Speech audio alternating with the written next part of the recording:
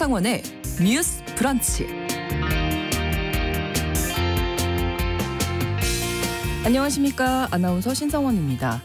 당일 500% 수익을 보장한다면서 투자 전문 업체를 사칭해 253명에게 151억 원을 받아낸 일당이 경찰에 붙잡혔습니다.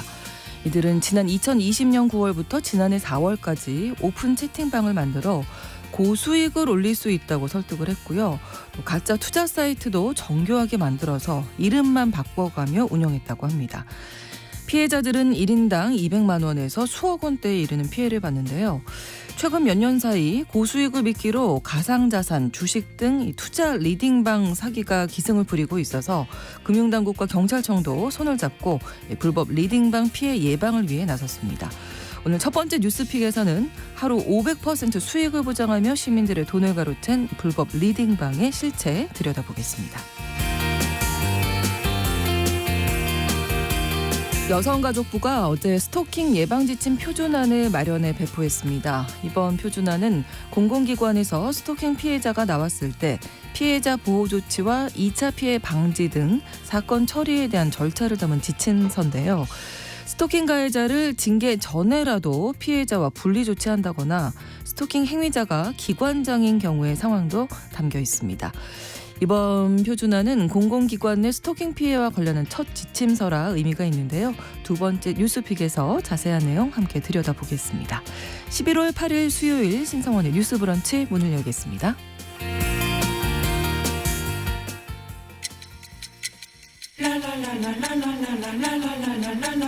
듣고 공감하고 진단합니다. 우리 사회를 바라보는 새로운 시선. 신성원의 뉴스 브런치 뉴스픽. 뉴스 브런치 청취자 여러분과 함께 소통하며 만들어갑니다. 실시간으로 유튜브 통해서 보실 수 있고요. 여러분의 의견도 기다리고 있습니다.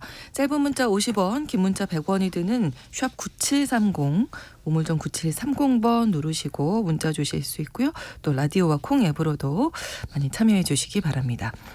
수요일의 뉴스픽은 시사인 임지영 기자, 강전혜 변호사 두 분과 함께하겠습니다. 어서 오세요. 네, 안녕하세요. 강전혜 변호사입니다. 네, 안녕하세요. 임지영 기자입니다. 네, 자, 이른바 이 가짜 리딩방에 모인 사람들에게 높은 수익률을 보장한다고 속여서 151억 원을 가로챈 일당이 경찰에 붙잡혔는데요. 일단은 이 리딩방이라는 게 뭔지 강전혜 변호사님 좀 소개해 주시죠. 네, 주식하시는 분들은 다들 아실 텐데 어느 종목을 살 것이냐. 이 종목이라는 게 어느 회사를 종목이라 하거든요. 그렇죠. 어느 회사의 주식을 사야 이 주식이 내가 샀을 때보다 가치가 더 높아져서 더 비싸게 팔아서 수익을 남길까 고민이 많으실 겁니다. 근데 요거를 대신 고민해 준다는 데가 이제 리딩방이에요. 말하자면 리딩방이라는 거는 주식 투자 과정에서 다른 사람이 메신저 등을 통해서 주식 종목을 추천하거나 투자에 도움을 주는 행위들을 말을 하는데 리딩이라는 거는 이제 영어로 뭐 읽어준다라는 의미랑 리드한다 이런 두 가지 의미가 함축되어 있다고 합니다. 지금 문제가 되고 있는 것들은 불법 리딩방인데요. 이런 데는 자본시장법상 3대 불공정 거래 행위를 하고 있는데 미공개 정보를 이용한다든지 시세를 조종한다든지 부정거래를 한다든지 이런 것들이 있는데 특히 부정거래를 많이 하는 것으로 알려져 있습니다. 자본시장법 178조에서는 금융투자 상품의 매매 등의 거래와 관련해서 부정한 수단, 계획 또는 기교를 사용하는 행위, 풍문의 유포, 이게 지금 되게 뭐 찌라시라든지 이런 것들이죠. 재산적 이익을 얻고자 하는 행위, 이런 것들을 부정행위로 규정을 하고 있어요. 지난 6월에 사실 국회에서 이런 것들이 자꾸 문제가 되니까 정무위 법안 소위에서 불법 주식 리딩방에 대해 제재하는 자본시장법 개정안이 통과가 되어 있는 상황입니다. 근데 아직 소위에서 통과가 되어 있는 상황인데 이 법안에서는 유사 투자 자문업자의 허위 과장 광고를 금지하는 의무가 신설이 되고 그동안에는 의무가 없었던 거예요. 네, 손실 보전이나 이익을 보장한다는 약정을 금지하고 허위 과장 광고 금지 의무 위반 시에 형사처벌 또는 과태료가 부과된다 이런 내용이 담겼는데 풀어서 말씀을 드리면은 뭐 문자 메시지 우리 청취자분들 많이 받으실 텐데 100% 이익 보장이라든지 이런 걸로 많이 보내잖아요. 많이 와요. 이런 광고에 투자자들이 현혹이 되거든요. 이렇게 수익률을 명시하는 식의 과장 허위 광고가 불가능해지는 겁니다. 특히 특히 유사 투자 자문업자는 온라인 양방향 채널 이런 거 오픈톡이라든지 이런 네. 걸로 영업을 할 수 없게 되는데요. 유료 회원제로 만약에 영업을 한다 그러면은 투자 자문업자 라는 것을 등록을 의무적으로 해야 됩니다. 그런데 사실은 이제 미공개 정보가 아닌 어떤 투자 정보나 추천을 대가 없이 무료로 제공하는 거는 현행법상 불법은 아니고 그러니까 그래요? 유료 회원제로 돈을 받기 시작하면 유사 투자 자문업으로 금융위원회에 신고를 해야 돼요. 네, 그리고 또 이게 1대1 영업으로 하게 되면 유사 투자 자문업이 아니라 투자 자문업으로 의무적으로 등록을 해야 됩니다. 유사 같은 경우에는 신고만 하면 되고 신고보다 등록이 더 어려운 거거든요. 그렇죠. 네, 그리고 투자자 돈을 받아서 만약에 굴리고 있다 네. 이러면 투자 일임업, 집합 투자업 이런 인가 더 높은 수준의 이제 금융위원회에서의 허가를 받아야 되는 거죠. 네. 많이 기억하실 텐데 과거 주가 조작을 했던 혐의로 라덕연 일당이 자본시장법 위반을 했다는 게 우리 언론에 굉장히 크게 보도가 됐었는데 네. 이들의 구체적 혐의도 시세 조종 그리고 무등록 투자 일임업 혐의였습니다. 네. 그 지금 피해자들을 속인 일당 49명이 검거가 된 건데 이제 당연히 이제 등록을 안 했을 거고요. 뭐 네. 신고도 안 했을 거고 피해자들을 어떻게 모은 건가요? 네, 검거된 일당은 그 경찰에 따르면 2020년 9월부터 지난해 4월까지 그 불법으로 얻은 개인 정보로 피해자들을 일단 카카오톡 오픈 채팅방에 초대를 합니다. 그 오픈 채팅방이 투자 리딩방이 되는 거죠. 네. 조직원들이 이제 전문가 뭐 투자자인 척해서 이제 분위기를 좀 잡는 거예요. 그래서 1인 다역을 했고요. 네. 그래서 수익을 인증하면서 이렇게 분위기를 조성하고 이후 피해자들에게 가짜 가상자산 사이트에 가입하도록 유도를 해요. 이 과정에서 뭐 바람잡이를 하면서 수익금으로 오늘 벤츠를 샀다 뭐 이런 얘기가 나오기도 하고 또 투자 전문가 행세를 하면서 가상자산 그 마진거래 리딩을 통해서 500% 수익을 보장한다 뭐 이런 식의 설득도 이 과정에서 일어났던 것으로 보입니다. 네. 그래서 만약에 그 피해자가 투자를 한다 그 다음에는 네. 그 3배에서 한 5배 정도 해당하는 수익 화면을 보여준 거예요. 그 사이트에서. 네. 그래서 이제 이 돈을 가져가려면 그러니까 세금, 수수료 이런 게 추가적으로 드는데 이걸 입금하면 주겠다 이런 식으로 해서 그 입금을 하면 수익금은 돌려주지 않고 회원들을 강제로 탈퇴시키는 그런 방법을 썼습니다. 이런 수법으로 그 가져간 피해액이 1인당 200만 원부터 최대 4억 3천만 원에 이른다고 해요. 네, 보면은 일단 좀 6개 범죄 조직 연합체로 이루어진 그 조직이고요. 특징은 일면식이 없어요. 피의자들끼리. 그래서 어디서 이런 것들을 공모했냐 보면 텔레그램으로 모여가지고 그 역할을 나눴다고 알려지고 있습니다. 네. 일단 해외 조직 책 8명이 가짜 가상자산 사이트를 만들었고요. 네. 그리고 텔레그램을 통해서 범행에 가담할 연합 조직을 관리를 했습니다. 아까 말씀드린 것처럼 개인정보를 불법 구매한 다음에 이제 카카오톡 단체 대화방에 초대를 하는 사람이 조직원들이 있고 또 아까 바람잡이라고 제가 말씀드렸는데 1인 다역으로 투자를 유도한 사람도 있고요. 와, 분업이 아주 철저하게. 네, 굉장합니다. 그리고 유령 법인을 만들어서 법인 계좌를 공급한 사람도 11명 조직원이 있고 이 돈으로 이제 바꿀 때 환치기, 상품권 등으로 자금을 세탁한 15명, 또 자금 인출해서 전달한 사람 이렇게 나눠져 있어요. 모두 이렇게 경찰이 붙잡혔다고 하고요. 네. 보면은 지금까지 경찰이 파악한 피해자만 250명이 넘고 액수도 151억 원에 이른다고 보이고 있습니다. 네. 이런 것들이 네. 단어가 있어요. 포모라는 단어가 있거든요. 포모? 네, 영어로 Fear of Missing Out이라고 해서 모두가 돈을 버는 상황에서 나만 소외된다 이런 불안 이런 게 아예 단어가 있습니다. 포모라는. 그러니까 이 불법 그 리딩방이 그 채팅방에서 이루어지고 있잖아요. 그런데 그렇죠. 그 안에서 바람잡이들이 본인이 오늘 수익을 올린 것처럼 이게 수익 인증한 것처럼 해갖고 그 조작된 자료들을 거기다 올리는 거예요. 그러면은 선량한 시민들은 거기에 들어가서 다들 돈 벌고 있는데 나만 모르고 나만 있었네. 모르고 이렇게 있어. 되죠. 나만 이거를 못 하고 있었구나라고 생각을 해서 이런 돈 버는 상황에서 나만 소외된다는 불안 이런 심리를 이용을 해서 이 사람들이 그 주식을 사게 하고 뭐 이렇게 돈을 중간에서 네. 빼내고 이런 일들이 워낙 자주 있기 때문에 아예 이런 현상에 대한 단어도 있습니다. 네. 이게 투자 사이트가 굉장히 정교했다고 하더라고요. 그러니까요. 어떻게 속아 넘어갔냐 이렇게 얘기가 나오긴 하는데 그게 큰 것 같아요. 그리고 일단 투자금 입금을 했잖아요. 그거 그렇죠. 자체가 원금 보낼 때부터 어떤 기대감이 있는 그렇죠. 건데 몇 배 수익이 난 화면을 보여준다는 것은 네, 또 믿기 쉽게 만드는 그런 요소였던 것 같아요. 네. 근데 아까 그 말씀하셨는데 요즘 보이스 피싱이 굉장히 유행하고 이랬을 때 이거는 사실은 이제 클릭이나 이렇게 뭐 타이핑을 통해서 네네네. 하는 피싱이라서 이런 용어를 또 타이핑 피싱이라고 하더라고요. 아, 네, 그렇군요. 이번 사건이 대표적인 사례입니다. 어제 저희가 뭐 보이스피싱도 많이 말씀드리고 이런 관련 사기 관련된 얘기 나올 때 너무 고수익이면 그렇죠. 한번 의심을 해봐야 되는데 당일 500%는 좀 너무하잖아요. 그렇죠. 예, 지금 250건이 넘게 접수가 됐고 사실 이 조직원들도 서로 잘 모른다는 네네. 거잖아요. 이거 어떻게 잡을 수 있었을까요? 이게 최근에 불법 리딩방 영업 채널이 온라인을 중심으로 빠르게 확산을 하고 있어서 이번 사건처럼 피해가 좀 늘어나고 있는 상황입니다. 네. 그래서 금융감독원은 사실 지난 6월에 이미 자산운용 검사국 내에 설치한 불법행위 단속반을 중심으로 암행 점검이라는 거를 확대 실시를 하고 있는데 네. 투자 사기에 연루되어 있는 금융사에 대한 현장 검사, 뭐 그리고 아까 말씀드렸던 허위 풍문, 테마주 관련한 허위 풍문 네. 이런 거 유포를 집중 점검을 하고 있습니다. 그리고 이제 경찰과 합동으로 현장 단속도 하고 있는데요. 이 사건 같은 경우에는 꽤 오래됐어요. 이게 지금 2020년 9월부터 지난해 2022년 4월까지 있었던 일로 지금 알려지고 있는데요. 투자 전문 업체를 4층에서 투자 리딩방 오픈 채팅방을 만들고서는 그 가짜 가상자산 투자 사이트로 피해자들을 초대해서 이제 유도를 했던 겁니다. 네.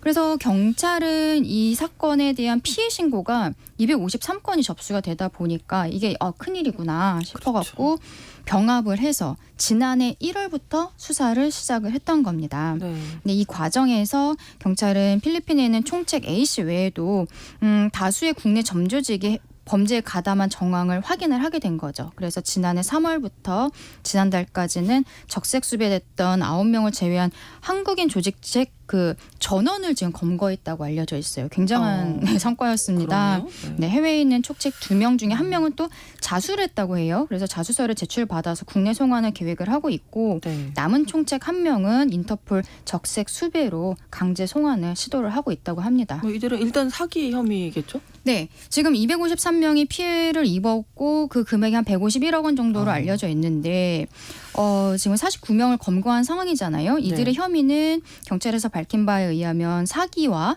범죄 수익 은닉 규제법 혐의입니다.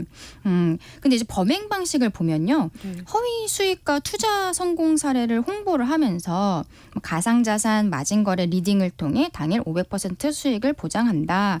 뭐 이런 얘기 했다고 아까 우리 임 네. 기자님도 잘 말씀해 주셨는데 이게 1인 다역으로 바람잡이, 뭐 투자 전문가 행세를 하면서 피해자들을 속인 거예요. 속인 게 이제 사기가 되는 거죠. 그렇죠. 그리고 투자 사이트도 정교하게 만들었는데 이게 한 번 만든 게 아니라 지금 30여 차례에 걸쳐서 이름만 바꿔서 운영한 것으로 네, 이것도 사기가 되는 거고요. 그리고 또 이들이 편취한 자금을 필리핀 현지 카지노 환전상 등을 이용을 해서 환칙이라든지 상품권 매매 이런 방식으로 세탁했던 것도 모두 범죄 혐의로 지금 추가가 되어 있는 상황입니다. 네.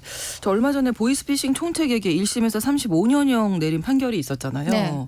뭐 이번 사건도 보면 피해자도 워낙 많고 액수도 커서 어느 정도로 처벌 좀 예상해 볼 수 있을까요? 이번에도 아마 형량은 비슷한 수준이 되지 않을까 싶은데 근데 이제 거기서의 관건은 뭐냐면요. 이게 사기라고 말씀을 드렸잖아요. 그러면 피해자들과 합의가 되면 사기에서는 형량이 낮춰집니다. 근데 피해자들과의 합의라는 것은 기본적으로 피해자들의 피해 금원을 어느 정도 돌려주고 사실은 거기에다가 더 돌려줘야 되지만 그러기는 사실은 쉽지 않죠. 현실적으로는. 이 사건의 피해자들은 인당 한 200만 원에서 무려 한 4억 3천만 원에 이르는 피해를 봤다고 지금 알려져 있는데 경찰은 이 사건에서 추가 범죄 수익금 환수를 위해서 노력할 것이라고 했지만 이게 범죄 수익금 환수라는 게 반대로 얘기를 하면은 피해자들에게 피해 금액을 이렇게 돌려준다라는 뭐 얘기거든요. 네. 근데 이거는 좀 어려울 것 같아요. 왜냐하면 제가 아까 이 범죄 행위에 대해서 말씀을 드렸던 게 이들이 편취한 자금을 필리핀 현지 카지노 환전상 이용해서 뭐 환치기 같은 걸로 세탁했다고 말씀을 드렸잖아요. 그러면은 이미 이 금원은 찾기는 현실적으로 어렵다라고 어렵겠죠. 해야 됩니다. 네. 그러면은 이 사람들이 지금 피해자들과의 합의를 위해서 돈을 뭐 일부 지급하고 합의서를 받으면 형량이 낮아질 수 있는데 이 조직원들 사이도 지금 뭐 거의 점조직인 지금 상황이거든요. 그렇기 때문에 그렇게 피해자들에게 합의를 하기 위해서 열심히 노력할 것으로 보이는 집단은 아닌 거죠. 그렇죠. 네, 그래서 조금 어려운 상황인데 이 피해자들 입장에서 이 피해 금액을 돌려받기는 현실적으로 어려울 것 같고 이 사람들은 그냥 말 그대로 돈을 빼돌리고 들어가서 살고 나오겠다 이런 상황이 될 가능성이 높아서 좀 안타까운 상황입니다. 저희 지금 백정민님께서 수익률이 진짜 500%면 아무도 안 알려주고 나만 알고 있겠죠. 그렇죠. 이렇게 네, 맞습니다. 예 말씀을 남겨주셨는데 이제 수익률이 너무 높다 하면 정말 이제는 정말 의심을 어떤 경로를 통해서라도 좀 의심을 해보셔야 되지 않나 이런 생각이 들고요. 왜냐하면 이 피해액을 돌려받기는 정말 어렵기 네. 때문에 요즘 또 너무 주식시장이 좋지 않았기 때문에 그렇죠. 이런 부분에 또 혹하게 되는 그런 경우도 있는 것 그렇습니다. 같아요. 그래서 몇 년 사이에 이 불법 리딩방이 아주 기승을 부리고 있다면서요? 네, 최근에 고수익 보장을 미끼로 가상자산, 뭐 주식, 선물 등에 대한 투자를 유도하는 투자 리딩방 사기 행위가 많아지고 있는데요. 네. 사실 저도 요즘 매일 이런 문자를 받아서 많이들 지우고 받으셨을 차단하고 이런 게 약간 일과 중에 하나가 됐는데 예. 보면은 그 유사 투자 자문업체는 아까 변호사님 말씀하신 것처럼 사람들에게 돈을 받고 투자 상품에 관련된 정보를 제공하는 거잖아요. 네. 근데 1대1 상담이 가능한 투자 자문 회사하고는 다르게 불특정 다수를 상대로만 조언을 할 수 있거든요. 대신에 이제 단순 신고만 해도 영업을 할 수 있는 건데 이 경우에 그러니까 미등록되거나 불법적인 방법으로 영업을 하는 사례들이 문제거든요.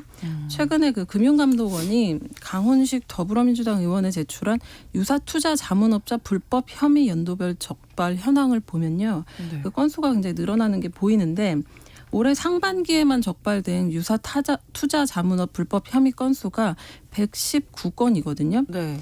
이게 금감원이 이제 민원을 받거나 점검을 통해서 경찰에 수사 의뢰한 그 현황을 집계한 건데 이대로만 가면 올해 안에 최다 수준에 이를 수 있다는 그런 분석이 나오고 있어요. 네. 이런 유사 투자 자문업자의 불법 혐의 적발 건수를 보면 2018년엔 21건, 또 2019년엔 49건에 그쳤거든요. 근데 네. 팬데믹 동안에 주식 투자가 늘었군요. 굉장히 늘었고 그때 호황이기도 했고요. 그래서 네네. 2020년에 130건, 또 2021년에 279건을 기록했어요. 근데 팬데믹 지나면서 지난해에는 다시 200건 안 되게 감소를 했는데 올해 들어서 상반기에만 119건을 기록한 거죠. 근데 올 하반기에도 사실 최근에도 공매도에 따른 증시 변동 폭이 크기 때문에 네. 앞으로도 극성을 부릴 가능성이 큰 것 같아요. 그래서 이제 금감원 쪽은 뭐 영업 채널이 온라인 중심으로 빠르게 진화하고 있다면서 좀 우려를 하고 있어요. 그래서 네. 이렇게 유사 투자 자문업체 피해자들이 늘고 있는데 그래서 신고제에서 등록제로 전환해야 한다 이런 얘기가 나오고 있기도 하거든요. 네. 지난해 말 기준 유사 투자 자문업체만 2,045곳 정도로 파악이 되고 있습니다. 이런 게 계속 문제가 되니까 결국 이번 주 월요일부터 정부에서 공매도를 금지를 시켰잖아요. 네. 그것도 이게 불법 리딩방 문제도 있었던 것이어서 근데 이제 공매도가 얼마나 큰 효과가 공매도를 금지하는 것이 얼마나 큰 효과가 있을 것인지 이런 것들은 조금 지켜봐야 될 것 같습니다. 네, 이제 등록으로 바꿨는데 그래서 그런지 미등록 업체가 관행적으로 투자 자문에 나서고 있다. 네, 이런 이제 얘기도 있더라고요. 특히 우려되는 부분이 이제 미등록 업체에 관한 부분인데 네. 그 아까 전에 그 금감원이 적발한 유사 투자 자문업자 불법 혐의 내용 말씀드렸는데 네. 그 119건 중에서 97건 거의 80% 정도가 미등록 투자 자문이었거든요. 아까 소개하신 것처럼 그 라더견 호환 투자자문 대표 있잖아요. 이 경우에도 유사 투자 자문업, 투자 자문업 등록하고 폐업하고 이걸 반복을 했다가 또 미등록 업체로 투자자를 모집하기도 했었거든요. 근데 여전히 미등록 업체들이 좀 기승을 부리고 피해자들을 양산하고 있는 모양새입니다. 그 유사 투자 자문업자의 그 오픈 채팅방 영업을 금지하는 자본시장법 개정안도 발의가 되긴 했는데 네. 국회에서 계류 중에 있어요. 또 뭐 문자도 많이 받아보셨을 거고 생활 곳곳에서 이런 불법 투자 권유하는 것이 뭐 교묘하게 또 다양한 방법으로 이루어지고 있지 않나 생각이 됩니다. 그래서 금융당국 또 경찰청이 손을 잡고 불법 리딩방을 집중적으로 감독하고 예방 홍보하겠다고 밝혔죠. 네, 아까 말씀드린 것처럼 금융감독원은 지난 6월부터 이미 집중 단속하면서 암행 단속까지 하고 있는 상황이고 또 네. 경찰들과의 협업을 통해서 일을 하고 있는 것으로 알려져 있습니다. 그리고 이러한 또 오픈 채팅방 같은 거를 이용해서 투자에 대한 자문을 얻으시는 분들이 유튜브도 되게 많이 보세요. 그래갖고 이번에 금감원 같은 데서 유튜브 되게 유명한 분들이 있습니다. 슈카라든지 네, 삼프로 네, 네. TV에 나오시는 분이라든지 네. 오히려 이런 분들을 홍보 모델로 해갖고 이 불법 리딩방에 대한 문제점에 대해서 적극적으로 홍보를 하겠다라는 이야기를 지금 하고 있습니다.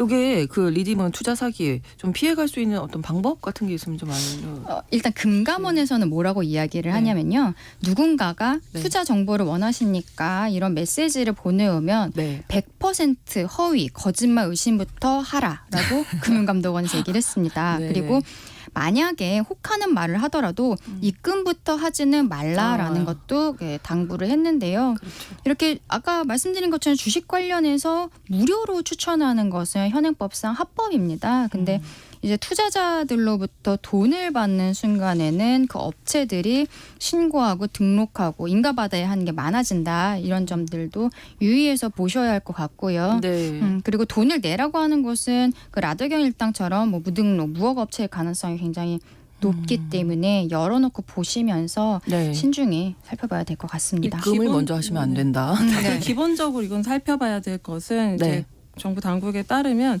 가상자산 투자 사이트의 경우에는 네. 금융정보분석원에서 사기 신고 내역이 있는지 확인할 수 있다고 해요. 아. 그걸 일단 확인을 하고 투자 전문 업체 같은 경우는 금융 소비자 정보 포털이 있다고 하거든요.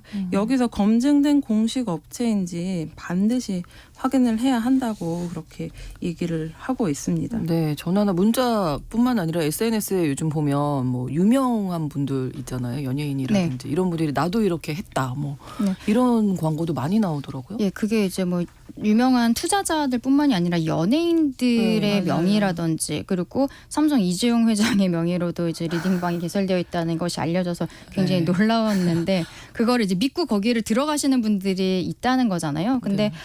관련해서 뭐 유명한 투자자 그 존리 씨라든지 네, 네, 이런 네. 분들이 본인은 그런 걸 한 적이 없다라고 본인 SNS라든지 뭐 본인한테 워낙 그런 얘기들이 많이 들어오니까 이 리딩방 당신이 운영하는 게 맞습니까? 이런 얘기를 워낙 많이 들으니까 하는 것이 없다라는 것이 이 유명한 투자자들은 일관되게 하는 얘기입니다. 네. 그런데 이게 좀 한계가 있는 거예요. 왜냐하면은 그쪽에서는 이제 사기꾼들은 이 사람 사진을 가지고서는 교묘하게 조용하는 거죠. 뭐. 프로필 사진을 네네. 쓴다든지 뭐 이런 것들을 해서 피해자들을 양산을 하고 있는 것이기 때문에 이 투자를 할 때 본인이 사실은 직접 이제 좀 검색을 하고 공부를 해서 주식에 나아가야 되는데 그게 어려우신 분들이 이렇게 현혹이 되고 있는 거잖아요. 그렇죠. 예, 그래서 좀 문제는 되지만 이 부분은 현행법상 좀 네. 안타깝지만 어떻게 하기는 어려운 부분입니다. 어. 왜냐하면 이분들이 본인의 명의라든지 사진 같은 게 도용됐지만 책임이 있는 건 아니거든요. 본인들은 계속적으로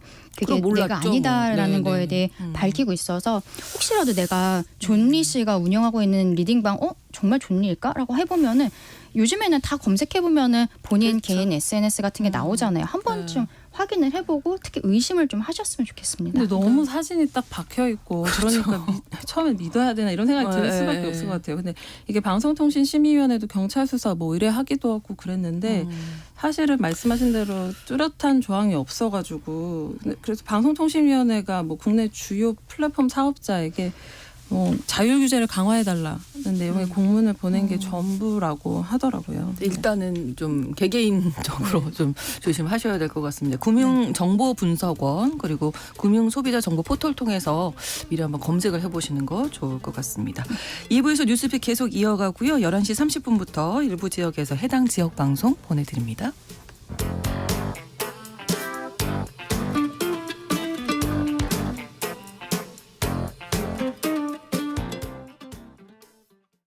지금 시각은 11시 30분입니다.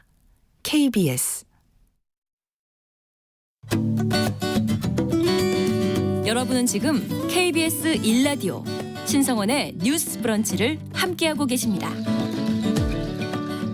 두 번째 뉴스픽으로 넘어가겠습니다. 여성가족부에서 공공기관 내 스토킹 피해 예방을 위해서 스토킹 예방 지침 표준안 및 해설을 마련했는데요. 자, 일단 이런 표준안을 만든 이유가 있겠죠, 강전혜 변호사님? 네, 여성가족부는 어제 공공기관 내에 스토킹 피해를 예방하기 위해서 스토킹 예방 지침 표준안 및 해설을 만들어 배포한다고 밝혔습니다. 많은 분들이 기억하시는 충격적 사건이었죠. 그 같은 회사 내에서 스토킹이 있었고 살인까지 이어졌던 신당역 스토킹 살인 사건 기억하실 네. 겁니다. 이 사건을 계기로 해서 올해 7월 18일부터 스토킹 방지 및 피해자 보호 등에 관한 법률이라는 것이 시행이 됐습니다. 네. 지금 스토킹 방지법은 국가기관, 지방자치단체 등은 스토킹 방지를 위해서 이제 예방 지침을 의무적으로 마련해야 한다고 규정을 했고, 이번에 그 나온 표준안이라는 것은 일단은 하나의 포맷인 것이고요. 그 각각의 기관의 실정에 맞게 자체 예방 지침에 참고하도록 그렇게 지금 제작이 되었습니다. 네. 이 표준안의 배포 대상은 국가기관, 지방자치단체, 공기업, 준정부기관 그리고 경영평가 대상인 지방공기업 등인데요. 일단은 우리가 스토킹 방지 및 피해자 보호 등에 관한 법률 이렇게 생각하면 우리가 옛날에는 성폭력이라는 것도 지금처럼 당연하게 여기지 않았던 상황이었잖아요. 그리고 그 이후에 스토킹이라는 것도 범죄가 된다는 것이 우리 사회에서 점점점 인식이 높아져 가면서 네. 또 이렇게 안타까운 신당역 사건 같은 게 벌어지니까 법이 시행이 된 것인데, 일단은 이게 공공기관 내에서의 스토킹 피해를 예방하기 위해서 만들어진 법입니다만 네. 공공기관에 다니지 않는 사람들도 스토킹을 받지 말아야 하는 네. 이런 것들은 당연한 것이잖아요. 네, 네. 예, 그래서 이 표준안은 일단은 공공기관은 시작을 하지만 결과적으로는 그게 확산이 돼서 그렇겠죠. 모든 네. 기업으로 확대될 것으로 예상되고 있습니다. 표준안에 대략적으로 어떤 내용이 담겨 있는지 임지영 기자님이 좀 정리해 주실까요? 네, 신당역 스토킹 살인 사건도 사실 공기업에서 일어난 일이잖아요. 그렇죠. 네, 표준안 자체는 공공기관이 스토킹 사건에 조기 개입을 해서 추가 피해를 방지하는 데 중점을 두고 있습니다. 일단 사건이 발생했다 하면 스토킹 가해자에 대한 징계 의결이 나오기 전이라도 네. 그 피해자의 근무 장소를 변경하거나 뭐 자리를 전환하거나 이런 식의 보호 조처를 할 수 있도록 하고 있어요. 징계 결과 나올 때까지 기다릴 수 없다는 네네, 거죠. 그렇죠. 사실. 안전한 업무 환경을 이제 보장해 주는 거고요. 네. 또 해당 기관에는 이제 스토킹 가해자에게 피해자 접근 금지, 또 피해자의 일정과 근무 장소 파악 금지 이런 준수 사항을 고지하도록 해야 하고요. 또 네. 스토킹 사건이 누설되지 않도록 비밀을 유지해야 한다는 의무도 부여를 했습니다. 네. 기관장에 대한 의무도 규정했다고요. 네, 각 기관의 장은 스토킹에 해당하는 사건이 있다 이렇게 인정될 경우에 네. 가해자에 대해서 징계 같은 제재 절차를 밟아야 하는데요.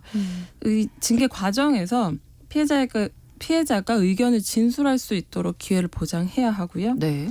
또 스토킹 사건이 이제 노출되는 과정에서 여러 관계자들이 있잖아요. 그렇죠. 근데 이 과정에서 은폐하거나 뭐 피해자에게 2차 가해를 한 관련자에게는 징계 같은 조처를 취해야 합니다. 또 스토킹 예방 교육에 관한 부분도 있는데요. 스토킹 관련 법령이나 지침 또 뭐 스토킹 처리 절차, 조처, 뭐 기준, 징계, 제재 이런 것들의 내용을 구체적으로 담아야 하고요. 뭐 성희롱, 성폭력 교육 같은 다른 폭력 예방 교육과 통합해서 시행할 수 있다 이렇게 규정을 하고 있습니다. 네, 교육이 전체적인 필요하다. 내용은 네. 우리가 이미 회사 내에서 성희롱 성폭력에 대한 예방교육 같은 거는 의무화가 지금 되어 있는 부분들이 있지 않습니까? 그런 거에 있어서 어떻게 보면은 스토킹에 관련한 부분도 범죄가 된다. 회사 내에서 이런 것이 있으면 안 된다라는 교육까지도 그렇게 그래서 이게 좀 비슷한 부분들이 있기 때문에 교육 같은 경우에는 기존의 회사에서 해야 되는 성희롱 성폭력 교육이랑 아예 통합을 해서 운영을 네. 할 수 있도록 이렇게 지금 규정이 되어 있습니다. 네. 최근 자료를 보니까 공공기관의 스토킹 관련 징계라든지 스토킹 범죄자에 대한 입사 규정이 부족하다 이런 네. 지적이 있었잖아요. 네, 국회 산자중기위원회 소속 양양자 의원이 산업통상자원부와 중소벤처기업부 산하 공공기관을 전수조사한 결과를 밝혔는데요. 57개 기관이 있는데 이 중에 39개 기관, 69%입니다. 여기가 여전히 스토킹 범죄자에 대한 입사 배제 규정을 마련을 안 한 것으로 밝혀졌습니다. 그리고 네. 여기에 더해서 24개의 산하기관 43%인데요. 여기에서는 디지털 성범죄자에 대한 입사를 막을 수 있는 규정조차도 없었습니다. 참고로 현행법상 공직 유관단체는 범죄 수사 경력을 조회할 수는 없는데 네. 그 기관 내에서의 인사 결격 사유에 디지털 성범죄라든지 스토킹 범죄 이런 게 명시되어 있으면 그때 네. 가능한 겁니다.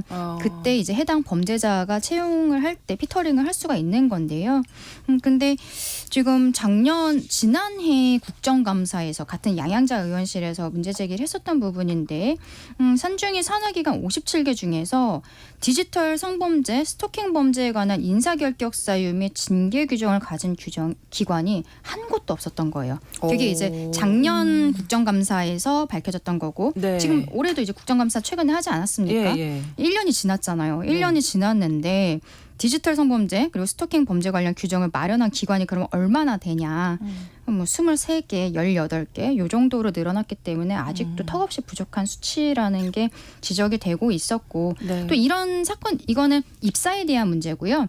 회사에 들어와서 문제가 생겼을 때 그럼 이건 회사 내에서의 징계가 되는 거거든요. 그렇죠. 징계 규정도 여전히 개선이 되지가 않았습니다. 산하기관의 34개, 60%는 디지털 성범죄 관련해서는 징계 규정이 아예 없었어요. 근데 요즘엔 성범죄가 대부분 실제로 앞에서 신체적으로 터치를 하는 것보다 온라인상의 이제 디지털상의 성범죄가 심각하죠. 네. 굉장히 오히려 그쪽이 좀 더 많아 보이는 부분도 있는데 이러한 징계 규정 자체가 없었던 거고 그리고 51개 기관 90%는 스토킹 범죄 관련 징계 규정을 보유하지 않았던 거죠. 그러니까 결과적으로 성범죄에 관해서는 우리가 이제 신체적인 성범죄에 대해서는 범죄라는 거죠. 우리 대한민국 국민들 다 아는 건데 디지털 성범죄가 네. 이게 범죄가 된다는 거에 대해서 점점 인식이 높아져 가고 있고 그 뒤에 지금 따라서 스토킹 범죄도 이게 범죄가 되는구나라는 것이 인식이 조금씩 올라가고 있는 상황인데 네. 아직 공공기관 그 산하기관에서도 여기에 대한 입사 과정에서의 필터링이라든지 그리고 회사 내에 들어왔을 때 이런 문제가 터졌을 때 징계 규정 징계라든지. 이런 것들이 제대로 되어 있지 않다. 이게 지금 공공기관들 이런데 뭐 사기업들은 있겠습니까? 뭐 그렇죠. 그런 부분들을 보여주는 것이라고 봅니다. 표준안이 이번에 마련이 된 거고요. 또 한 가지가 지난해 국가기관 또 지방자치단체 공공부문 역시 그래서 이 성희롱 성폭력 사건 발생 건수가 2,500건이 넘어서 이게 너무 많은 거 아닌가? 네, 여성가족부가 밝혔는데요. 공공부문에서 발생을 해서 사건이 여가부로 네. 통보된 성희롱 성폭력 사건이 지난해 2,524건이었다고 합니다. 2021년에 양성평등기본법이 개정되면서 국가기관의 그 장은 성희롱이나 성폭력 사건이 발생하면 즉시 여가부에 알려야 하거든요. 그리고 3개월 내로 재발방지 대책도 제출해야 해요.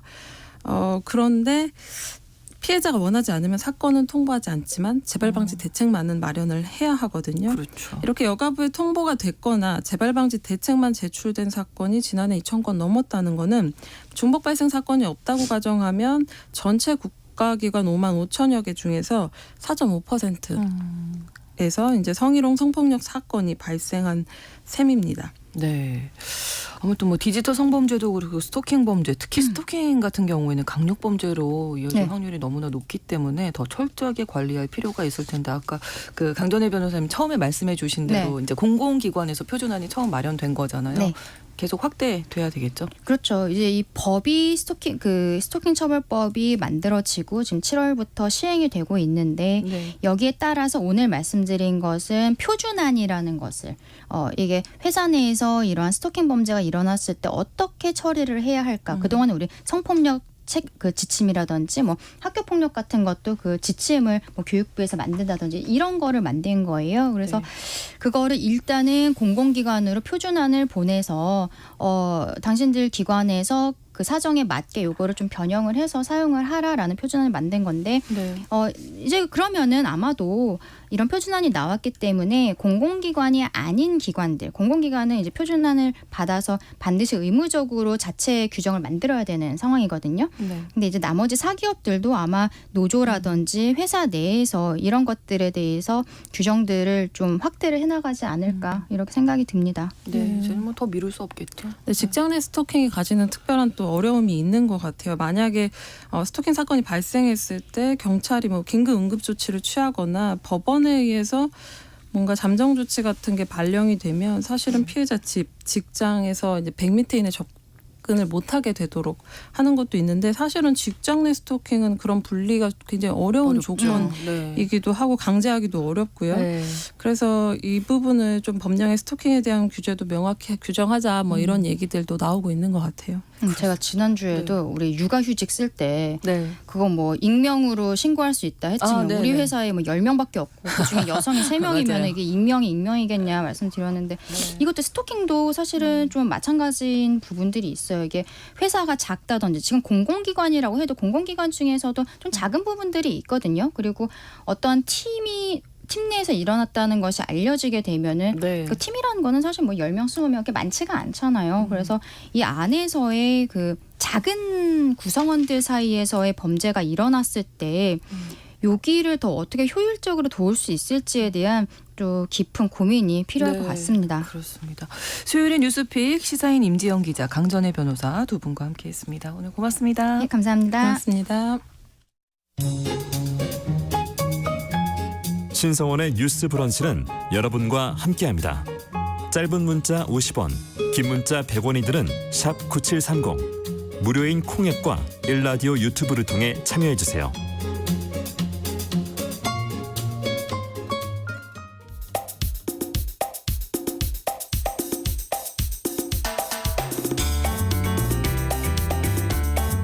청년들의 시각으로 우리 사회를 진단합니다. 뉴스 브런치 MG데스크. MZ세대의 고민과 이 시대를 살아가는 방법 그리고 그들의 트렌드 들어봅니다. MZ데스크 시작할 텐데요. 오늘도 대학내일 20대 연구소 이혜인 수석, MZ세대 트렌드를 쉽고 빠르게 전달하는 미디어 캐릿의 이시은 에디터 두 분과 함께합니다. 어서 오세요. 안녕하세요. 날씨가 오늘 갑자기 겨울 됐죠. 완전 겨울이에요. 지금 너무 추워져서. 이번 주부터 갑자기 겨울. 그렇습니다. 오늘 그래서 어떤 주제를 가지고 오셨을지가 궁금했어요. 네, 제가 이 코너에 또 합류하게 된 게 이제 4월 정도였었거든요. 네, 근데 네. 벌써 시간이 이렇게 빠르게 흘러서 그러니까요. 11월이 됐습니다. 네, 지금까지 소개해드린 트렌드만 해도 우리 정말 많았잖아요. 많았죠. 네, 정말 트렌드라는 게 좀 시간만큼 더 빠르게 지나가는 것 같아요. 그래서 업계에서는 사실 이런 얘기를 하거든요. 날씨가 곧 쌀쌀해지면 네. 내년도를 예측해야 한다. 네, 실제로 연말 가까워지면서 이제 이런 각종 내년도 예측 책이 나오기도 하는데요. 그렇죠. 그럴 네, 경제 때죠. 네. 시장, 뭐 부동산, 패션, 뷰티 업계까지. 근데 이제 MZ 세대를 분석하는 연구소나 미디어들도 마찬가지입니다. 네, 저희 회사 내 연구소인 그 대학내일 20대 연구소에서도 마찬가지로 빠르게 MZ 세대 내년 트렌드를 또 예측을 해봤는데요. 네. 오늘은 또 저희 청취자 여러분들한테 내년 트렌드 5가지 키워드 정리해드리는 시간을 가져보고자 하고요. 네. 오늘은 그 중에서도 이제 또 분량상 3가지 키워드 먼저 소개해드리겠습니다. 한 10개쯤 있나 보죠. 그중에서 한 3개를 골라오셨는데 요즘 트렌드 뭐 아주 빠르게 변화하잖아요. 네, 진짜 맞습니다. 생각보다. 또 그런 경험 있을 것 같아요. 또 누가 이거 트렌드라고 해가지고 좀 봤는데 다른 사람들한테 나 이거 봤다, 이거 트렌드다라고 이제 이야기를 했는데 나 처음 들어봤는데 이런 반응이 굉장히 맞아요. 많이 이제 네. 오잖아요. 네, 네. 이미 늦었다도. 네. 나는 최근에 알았는데 이미 그거 옛날 거라고. 맞아요. 변했다고. 저도 저희처럼 매 순간 또 트렌드를 좀 이렇게 서치하고 또 찾는 입장에서도 사실은 마찬가지예요. 그렇군요. 10대랑 이제 20대들한테 이제 제보를 받아서 그 트렌드를 검증하는 과정을 이제 거치는데요. 네. 그렇게 이제 검증 받은 것을 물어보면은 저는 몰랐는데요라고 하는 반응들이 굉장히 많이 와요. 네. 근데 이런 거를 사실은 좀 작은 트렌드라는 의미에서 마이크로 트렌드라고 이제 용어를 붙여서 부르는데요. 사실 되게 작은 내 소식이라고 보시면 될 것 같아요. 근데 네. 곧 대중화가 될 만한 그 번질 조짐이 보이는 현상들이라고 봐주시면 되는데요. 왜 이런 현상들이 좀 요즘 더 자주 생기나 봤더니 네. 요즘에 이제 알고리즘의 시대라고 하잖아요. 네, 네. 내가 보는 것들이 사실은 빅데이터가 딱 파악을 해서 맞춤형으로 다 추천을 해줘 버리니까 네. 사실 내가 그냥 관심 있는 것들밖에는 보지 않게 되는 거예요. 그래서 사람들마다 이게 트렌드구나 저게 트렌드구나라고 느끼는 게 완전 다릅니다. 다른 거네요. 네네. 그래서 이제 저희가 농담처럼 트렌드가 없는 게 트렌드예요라고 막 말씀드리기도 하는데 네네. 네, 이렇게 점점 마이크로해지는 미세 트렌드를 파악하는 게 더 중요해지고 있는 건데요. 네. 그런 의미에서 근데 이런 것들을 수집하다 보면 그럼에도 이건 진짜 좀 커지겠다 그렇죠. 싶은 것들이 생깁니다. 그래서 저희가 지난 1년을 토파보고 어떤 미세 현상들이 이제 있었는지를 좀 추려보고 네. 그걸 좀 대주제로 묶어서 내년을 예측하는 시간을 갖고 있는 것 같아요. 그래서 대학내 20대 연구소에서는 2024년 트렌드를 총 5가지로 꼽았습니다. 그래서 그 중에 이제 여러분들이 가장 눈여겨보시면 좋을 만한 이 5가지 현상을 만드는 가장 큰 키워드는요. 네. 바로 트라이브십입니다. 트라이브십. 네. 이거 뭐 어떤 용어인가요? 네, 트라이브라는 영어 단어는 아마 부족이라는 네, 단어로 네, 많이 네. 알고 계실 거예요. 방금 말씀드렸듯 지세대가 정말 자기 세분화된 자기만의 취향을 가지고 일상을 보내는데 네. 그래서 사실 얼핏 들으면 집단보다는 좀 개인을 중요시하겠다라고 네. 여기실 수 있을 것 맞아요. 같아요. 네, 네. 근데 그만큼 공통된 유대감을 갖기가 쉽지 않아서 이런 모임이나 커뮤니티가 줄었을 거라고 생각을 하실 텐데요. 그렇지 않습니다. 오히려 세분화되고 더 많아졌다라고 볼 수 있어요. 그래서 단순히 또래이거나 뭐 같은 학교를 나왔다 같은 단위의 묶음이 아니라 개인적인 지향성 그리고 자기 뭐 아이덴티티 정체성이 비슷한 사람들끼리 모인다는 거죠. 그래서 더 소규모 모임이 더 많아지고 주제도 더 다양해졌어요. 네. 가령 옛날에는 뭐 운동을 중심으로 커뮤니티 많이 하잖아요라고 말할 수 있었는데 네. 이제는 단순히 다이어트, 뭐 운동이라는 대주제를 통해 모인다기보다도 그 안에서 나는 근성장, 근육을 키우는 유지어터야라고 모이는 커뮤니티. 그다음에 나는 다른 건 필요 없고 오늘 운동 사진을 인증하기만 해도 나한테 이건 제일 중요한 일이야라고 해서 그렇게 기록만 해도 되는 커뮤니티 이렇게 쪼개지는 거예요. 네. 그래서 대학내 20대 연구소에서는 점점 더 이렇게 개인적인 지향과 맞닿은 커뮤니티를 찾는 지세대가 앞으로도 더 많아질 거라고 예측하고 있습니다. 그래서 부족이라는 뜻의 트라이브를 중심으로 모인다라고 해서 트라이브십으로 명명하고요. 그래서 이들이 더 작은 부족 사회처럼 자기 안에 되게 다양한 취향을 가지고 점조직처럼 여러 조직과 관계를 맺는다라는 현상으로 봐주시면 될 것 같습니다. 저도 너무 공감하는 것 같아요. 그러네요. 네네. 좀 이렇게 좀 더 세밀화된 내 취향이 맞는 분들이랑 네. 이렇게 모여가지고 커뮤니티를 좀 더 세분화된다. 이게 너무너무 공감이 가고요. 대표적으로 그 캐릭터 중에 반쭈 토끼라고 있어요. 네, 그래요? 10대, 20대가 굉장히 좋아하는 캐릭터인데 이제 사실 이게 이제 일본 일러스트레이터가 이제 사실 그렸었는데 한국에서까지 너무너무 유명해진 거예요. 팝업 스토어까지 이제 막 매진시키고 굿즈가 이제 품절템이 될 정도로 정말 많이 유명해졌는데 네. 사실 이 캐릭터 좋아할 때도 그냥 단순하게 디자인이 너무너무 귀여워서 좋아해 라는 이유보다는 조금 더 딥하게 들어가서 네. 이 반주 토끼라는 캐릭터가 K-팝 아이돌을 좋아한다라는 설정을 가지고 이제 어떤 콘텐츠를 올린 거예요. 그 작가가. 네. 그래서 이제 K-팝 아이돌을 좋아하는 사람들이 이 캐릭터를 좋아하게 되는 거예요. 그래서 이제 그 힘들이 조금 모이고 커져서 조금 더 큰 영향력을 펼치게 됐다라고 봐주시면 될 것 같고요. 이제 네. 이게 좀 대표적인 트라이브십 사례라고 보면 좋을 것 같습니다. 네, 그러니까 마이크로 트렌드가 왜 마이크로인지를 네네. 이 설명을 들으니까 이해가 맞아요. 됐어요. 트라이브십. 네. 두 번째 키워드는 뭔가요, 그러면? 두 번째 키워드는요. 지향 선망입니다. 네, 지향 선망. 네. 트라이브십과 연결되는 이야기인데요. 방금 계속 이제 강조드리는 것처럼 개인의 취향이 점점 더 뾰족해지고 그걸 잘 드러낼 수 있는 환경이 되는 것 같아요.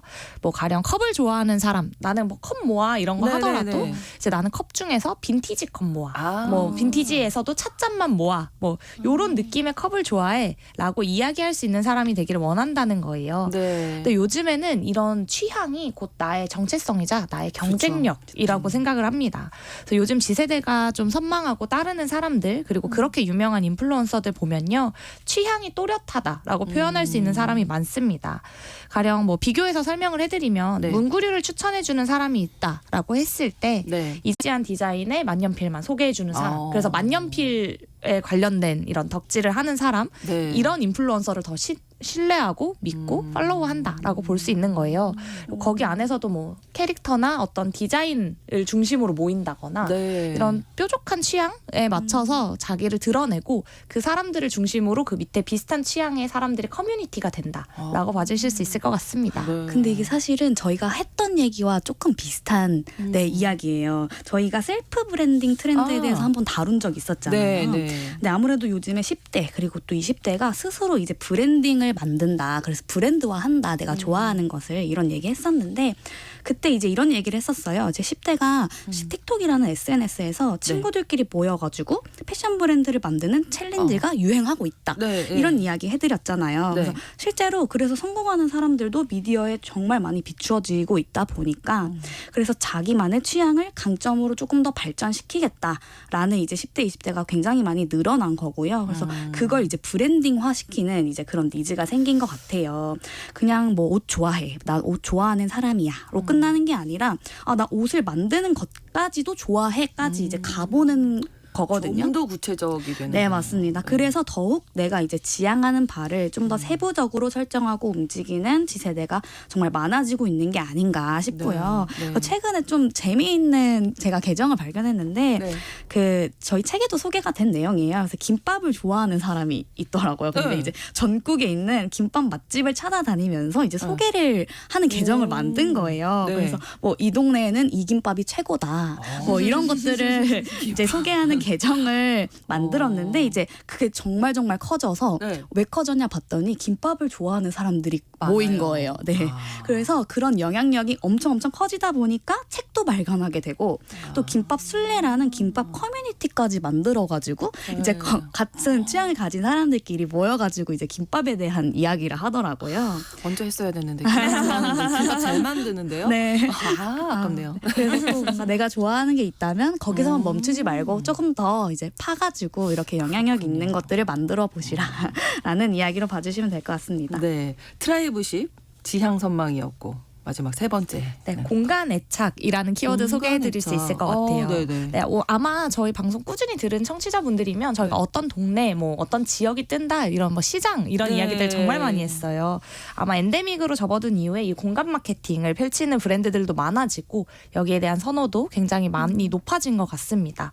뭐 가령 마케팅에서는 팝업 스토어 얘기를 굉장히 오래 했었어요. 그렇죠. 뭐 성수에서 한 주에만 40개에서 막 60개까지 열린다고 할 정도니까요. 그렇군요. 뭐 이것뿐 아니라 전시, 페스티벌 다 굉장히 많이 열리고 흥행했고요. 네. 그래서 올해 지세대들 사이에서는 그리고 앞으로도 공간을 어떻게 소비할 것이냐가 좀 화두라고 볼 수 있을 것 같습니다.